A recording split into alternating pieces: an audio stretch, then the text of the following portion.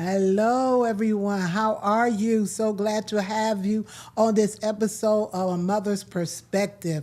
We have some special guests here today. We have some special guests here today as we continue our topic on my enduring value of friendship, the best friendship. It's priceless. Awesome. So I have here my daughter, Helena Dalton Fair. Well, Alina Fair Dalton. And we have her bestie, Latrice Evans Avery. Got it right, didn't I? I'm going to just introduce them a little bit. They have been friends since they were toddlers. And it goes back to me and Latrice's mom being friends out of church, church family. That's who we are. And the funny part is that it was like everybody was pregnant at that time. So she was pregnant with Trees. I was pregnant with my daughter Lena, and there was another lady that was pregnant. So these two came out. One came out in March and one came out in August. So they're about 5 months apart, but they have grown up holding hands as toddlers, friends, and now they are over 40 now. And still friends. They don't like that. Over 40 now, and they're still friends. And so we just gonna find out what the ingredients have been for their friendship to last as long as they have. My daughter Helena is in education, and Latrice is in the medical field, and so they don't have the same careers, but they still are friends. They both are married. My daughter been married twice, and Latrice has been married once. So they had different, and I said that because they had different patterns in life that took them different directions and different journeys, but they still remain friends. So I'm gonna let them come and talk a little bit. I got a few little questions, and the few little questions is, and this the funny one. How did you two meet and become best friends, even though you were toddlers together, but still the friendship had to flourish somewhere or connect? Well, your mother and my grandmother and you and my mom, you were always together. So while there are others and other people in the church who grew up right along with us, right. We just spent, I think, a significant amount of time together, maybe more so than others because of the relationships of our elders. Okay, that makes sense. You want to add on to that? Go ahead. I guess I liked her. I think you liked her. One of the other things I think was we always, the kids had to do stuff together too at the church. And I remember real fondly, like we were really upset about them kid usher outfits. They used to put us on, what was that, fourth Sunday? Yes, fourth Sunday was youth Sunday when we got that. And so we used to fuss about it together a lot. But okay. Through our disagreement through church. I don't like this, because in church y'all had to do what we said do. If you're gonna sing, you're gonna sing. You're gonna usher, you're gonna usher. Okay. So it kind of flourished from then, from family and us, our parents, y'all parents being friends. When we did birthdays together, we did outings together, being Cedar Point picnics. So y'all was together a lot. Yeah, church was all day, every day. Right. So this other question is, what is your favorite memory that y'all share together? Look, don't tell me no secrets. Y'all want to know no secrets. I don't want to know the stuff y'all ain't never told me. Take it to your grave. I think I will say one of my fondest memories would have to be my ninth grade homecoming.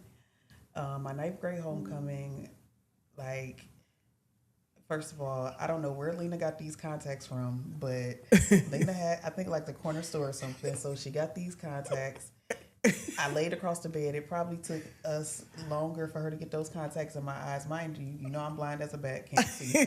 But I wore those contacts. I had on this dress, and I think that was the first time. As many things that we have gone to together, we were in high school now. Okay. So we get to go. We were all dressed up, and I think like that was the first time when I say dance all night. We danced the entire time. I legit had finger waves in my hair when I left the house, and when I got back, like it was really like our first real party together. Like, Right, our right. first time partying together. Right, And, right. You know, we had a blast. So that was, I would say, one of my favorite. Awesome. What about you, Helena? One of mine is, I believe it was it Detroit, Michigan, the conference? Oh yeah, the Sunday school convention. So we went to the Sunday school convention with the grandmas in Detroit. And so we all hanging out at the pool. Some little boys come over and hang with us. Now, you know these old school grandmas, but we eventually go in. This is when Trees found out I should never be the one in charge of the line. Ever. And was it a knocker or a telephone call? It was a telephone call. So they called the room. I answered the phone. They asked for us. I hang up immediately. Of course, Grandma was like, "Who is that?" I said, "The Jehovah Witnesses." Mind you, it is 8, 9 o'clock at night. And that was another time. I think it was the first time we seen teeth in the cup. Yes, that's That was when the we first also time. discovered. First time y'all what? Saw teeth in the cup. Teeth and cup. Oh, dentures. Yes. So, but we wanted to see the boys again, but we was shaking. We was with them grandmas. Wow. I also remember you were in the drill team, and then Treese became in the drill team. Then her brother was in the drill team. Then my nieces and nephews was in the drill team. So I was driving y'all from the east side, St. Clair and Lakeshore, all the way over to Harvard. So we spent a lot of time there just hanging out, drill team, marching down Columbus Road in Bedford Heights stuff. So, Great. all that is a lot of good quality time that you spent together. So how do y'all, if y'all have disagreements though, how did y'all resolve it or just agree to disagree? But how did it come up? I think our first one I can honestly remember was a stupid boy. She's trying to tell me about the stupid boy. I don't believe her. Okay. So, of course, I believe the stupid boy. And then it comes, literally not even 24 hours later, it shows itself. As a matter of fact, I think it was because she went to my 9th grade homecoming. I went to hers, and I think mine was that following day or following weekend. Okay. I think it was a black and silver ball. It was. That's what it was. It was the Black and silver ball. And so I think the more I had the conversation with her, I was like, wait a minute, this don't sound right. And I don't even recall giving an apology. I just asked her, did she want to go to Euclid Square Mall and go to Claire's? Right. I remember us getting some earrings later that day.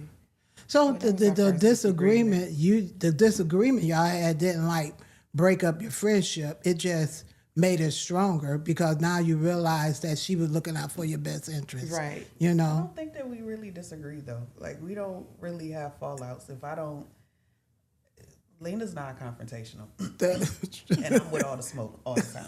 Right. Oh my God. So the thing is, Lena deals with things in avoidance, and I'm gonna be in your face about it. Right. So regardless is whether I feel something on my end or if I think that she feels something on her end, I'm gonna always say something.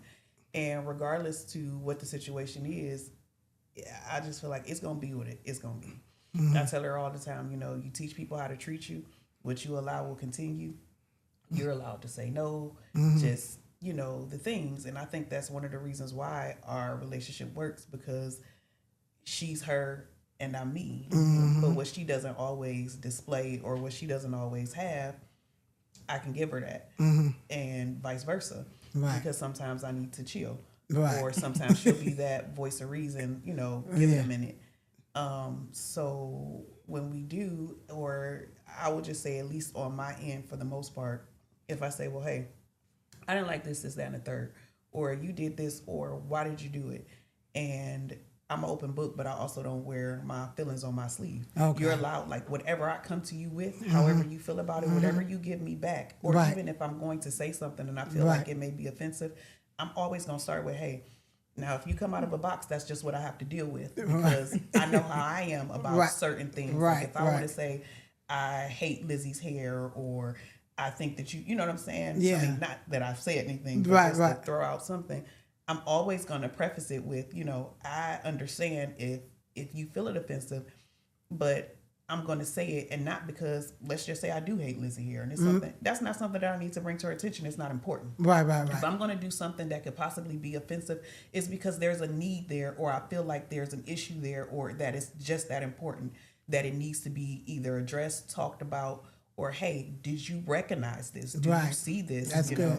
What's going on before I bring it. So it's never any malice behind it or whatever. Or when we have disagreements, and once we do it, we put it all on the table, and we sit at that table until we come up with it. We don't leave the table until the decision has been made or the issue has been resolved or we've come up with some type of plan. Like we just don't, things don't sit and fester. Like, she's really getting on my nerves. Like I may sit with something before I say something because I never want to come, like, Right. I just don't want to be, unnecessarily problematic or Right, just right. confrontational. So I definitely try to pick and choose my words because we are different. Something that Yeah. may not offend me may offend her. Right. Or like not like she just this weakling or nothing like that. But sometimes it's always not what you say, it's how you say it, as well as who it's coming from. Right. Somebody can tell me that they don't like my hair and I don't care. But it may hit me different if she says it. Okay, got it. And that's real good because for the last couple of weeks I've been talking about this friendship and how to build a friendship. And what y'all have and what the ingredients y'all have is y'all concerned for one another, but you also respectful for one another. And you as you were saying, I'm not going to say anything to hurt you. But I'm looking out for your best interest. Yeah. And sometimes people's friendship breaks up because somebody looking out for their best interest. I don't believe you. Why you say that? Like that. And then the whole relationship is going down the tube when, as you said, y'all sat at the table till it was resolved. So how you want to add on to that, Lena? I mean, like she said, like, I think that's why a lot of friendships don't work is because they take it to offense. Yeah. And we don't. And then at the same time, we know each other. Yeah. You know each other. Exactly. We know each other. It has never been like a fly by night. And another thing is a lot of people don't understand. Like I don't say it as much, but I would be like, I'm about to call my man in the mirror. And what I mean by that is Trees know when I'm avoiding her because I know she's going to tell me the truth. Okay. So I don't tell. She be like, I never knew that. I be like, because I didn't want to hear your mouth. Right. And I mean, honest to God truth. But another thing is our commonality, our love for reggae and books. You don't want to see us go on the dance floor, then don't come where we at because we going to do it. One way or the other. Right. So. That's good. That's good. And that's what this friendship topic is about, people getting back to being friends because everybody's mad at each other or everybody's alone. I don't want to be bothered, especially we as women, they're always that cliche, women can't get along, and y'all are the perfect example of a relationship that has lasted even through y'all different journeys in life. That's awesome. So what qualities do you most admire about each other? I think that Lena's smart. She's very smart. I think she can do anything on computer. She can be Microsoft herself. I think that she's very talented. She's very creative. Like I don't have that. Like to me, facts are facts. I need 1 + 1 = 2. And I'm just kind of like I don't have a creative bone in my body. Right. Like I can see her get up and you may throw her on the spot. Oh, you got to dance today in church, and watch her dance to any song that you put on there, but it still makes sense when she do it when she's in her element. Right. Or I tell her all the time, you're a better wife than me because the way that she cooks, like she meal plans. She's very good at being organized and just. This is the plan. This is what we're doing. When Lena locks in, she's there, right? And that's what she's doing. And she gets it done. Like, and I just being able to watch her do different things from beginning to end, and just just watch the fruition of whatever it is that she said. When Right. she, we all say, oh, I'm going to do this, and we start and we stop, and we never do it, whatever. But when Lena decides that this is what she's going to do, and I watch her do it, she gets it done. And in the most organized way. So Lena can do this. I'm going to do this. And I might stay over here for a little while in the process of I'm going to get there. Right. But it's just not as straightforward like her. That's why she get on my nerves when it comes to parties. I'm like, where are you at and what are you doing? What I most admire about her is one thing because I believe she's one of the smartest people I know, because she can put what you think is so complex into the simplest terms, and you almost feel stupid for even believing that it was complex. And I feel like she's a philosopher in her own right. I always be telling her, you need to write a book. She do. I feel like she would be a great counselor with some restraints. She would be a great counselor if you want a straightforward counselor. Right. At the same time, I believe she has like a philosophy in her own right. Like I believe she could write a book. We know she could read one down, because baby, I think she cleared 5 one week. I said, okay, that's what we doing. And one thing I do love about her is I think I only told her once before. One thing I love about her and admire about her is, no matter what people have said when we were growing up, because I really believe they did not want us to be friends. They used to always be like, oh, she fast, she gonna be this. And I used to be like, well, maybe you are. The funny thing is, they were and are. But everything y'all said my best friend was gonna be, she is not. Right. And man, the family is great, husband great, kids great, she's great. And one thing I love about is her smile. Boy, don't get her to giggling and laughing. Baby, she go crack up. She don't care. Right, she go crack up. And that's when she's really laughing within her true self. Right. So, but yeah, I love and admire that she also, them odds they were trying to stack up against her. Oh, that's awesome. And that's something because that you said that some people had tried to split up your friendship, because I've had that happen to me, when I was working with Ruby. They used to, they would make sure our lunches was a different time, especially when we go to lunch together. Why would you she got to go this time and you got to go that time? So I can relate to that, that the people, they would be jealous of that friendship. But like you said, who she is, y'all committed to that. That's awesome. So now, how has y'all friendship changed since, y'all grown up over time, life has happened in y'all lives, situations. How has it changed?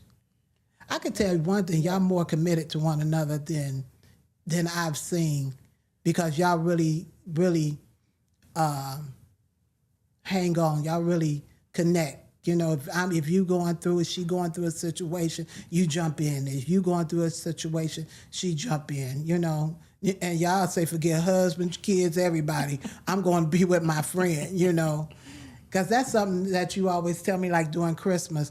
Oh, I got to go wrap her gifts. I forgot about gift wrapping. I got to go wrap her gifts. I go wrap her gifts every Christmas, and Lena be at my house. Mom, I got to go to Tree's house. I got to wrap her gifts, So, y'all, that one thing I know is noticed over the years that it's a true commitment to each other. That's what I want to say. I think the thing is respect, learning to, I think actually in our adult years, I get mad at her more in our adult years than I would have done when we were younger. Okay. But learning to respect who she is and how she maneuvers, because that's not how I would have handled it. Right, ma'am.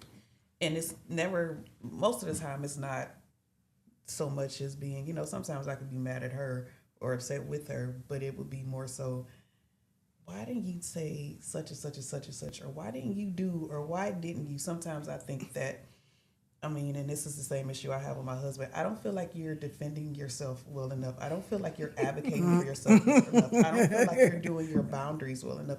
Because why in on God's green earth would a person ever think that it was okay to say that to you or do that to you? Or does it? Because I can't name one person that already knows me that would have ever thought that that would be okay. That was gonna fly. Right. So right, Trees. sometimes I just, just learning to respect because there's more than one way to skin a cat. There's more than one way to get something done. Right. And I just, learning to, respect, her. We have different styles of doing a lot of things. We have different parenting styles. There's a lot of things that we do the same, but there's a lot of different things we do differently. We have different parenting styles, just like we have different ways about going to get things done, even when it's work. Like I said, she's very organized. I'm going to have a bunch of papers here, but I know where everything is with it being in disarray. Right. But she doesn't work like that. It'll probably drive her nuts. You know what I'm saying? Like she wouldn't be able to function in that type of environment. So just learning how to, respect who she is, and also learning, like I shared some things with her either earlier this year or last year that she never knew.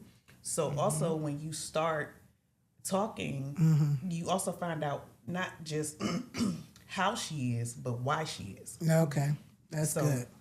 That makes a difference. That's good. I think more people need to find out why an individual is who they are, instead of just looking at the cover.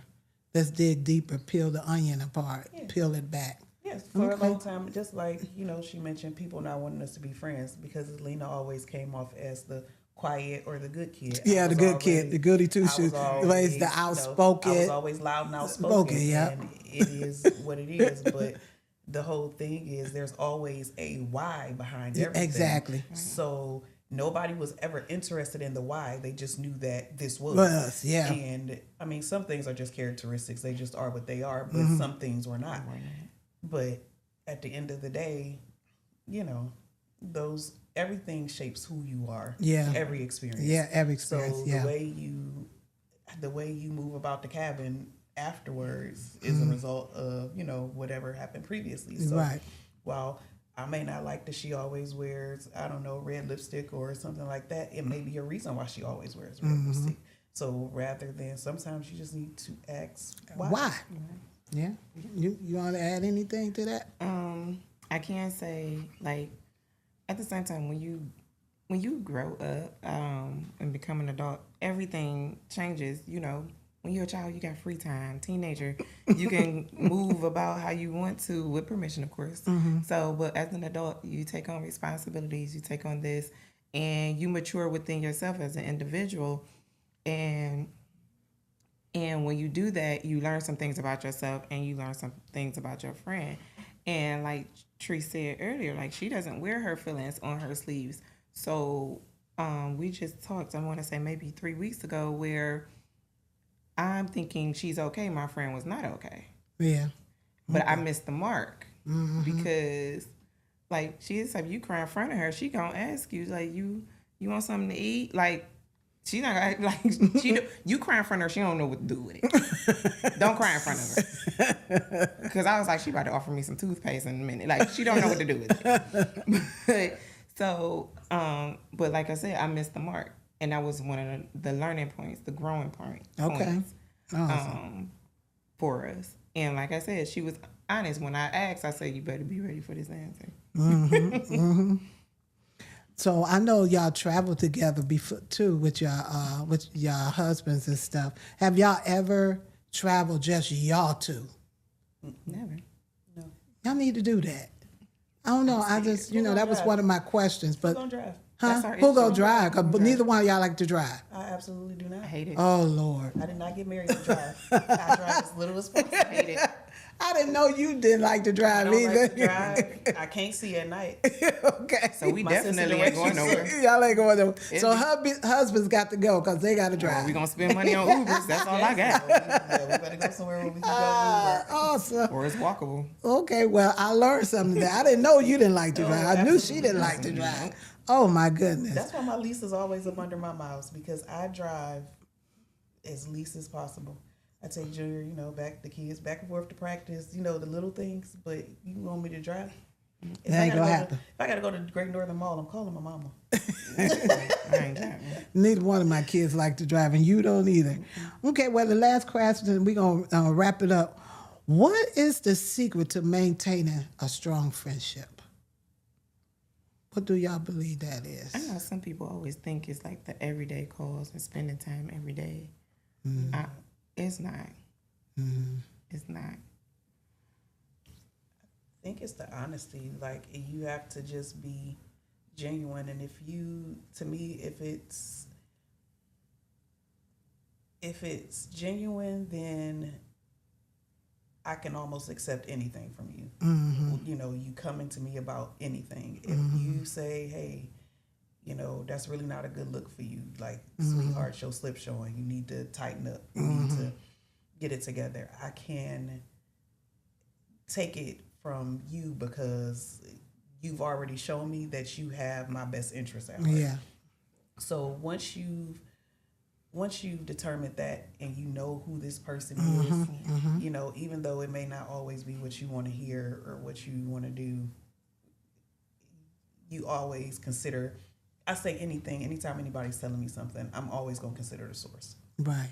That's good. Always consider the source and where it's coming from. Right. And what their pattern has been with me.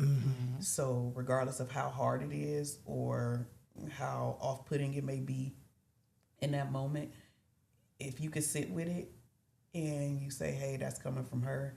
So there has to be something that she's seeing that I'm missing. And she could be looking at something and she may be taking it wrong.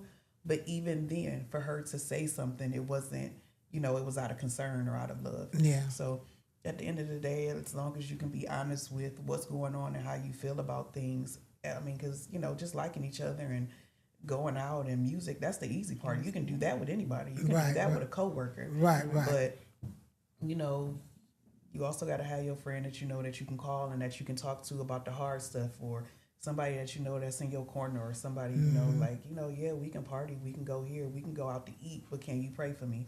Can you, if my name is being drilled through the mud, are you going to be the one to say, hey, hold on, wait a minute, we're not going to do that. This is what we're not about to do. Right. Or, you know what I'm saying? Just, somebody who's always going to protect you and just be there. It's just like a friendship is just like any other relationship. It has to have work, but if y'all both in it, then it'll be all right. Awesome. You have anything you want to add to that? No, literally, it's the honesty. And I had a thought, and of course I forgot it in my old age. But no, it is the honesty, because what else do you honestly have if y'all can't be honest with each other? Because now you walking around just like, as they call it, fake friends, because you still upset about something a year ago, but because she's good company or something, or you don't want to go by yourself. It's all about honesty. That's good. Honesty. So the ingredients is honesty, having each other's back, and being real enough with each other to talk the hard stuff. To say the hard stuff. And then in life journeys, there for you when I need you to be there too. And that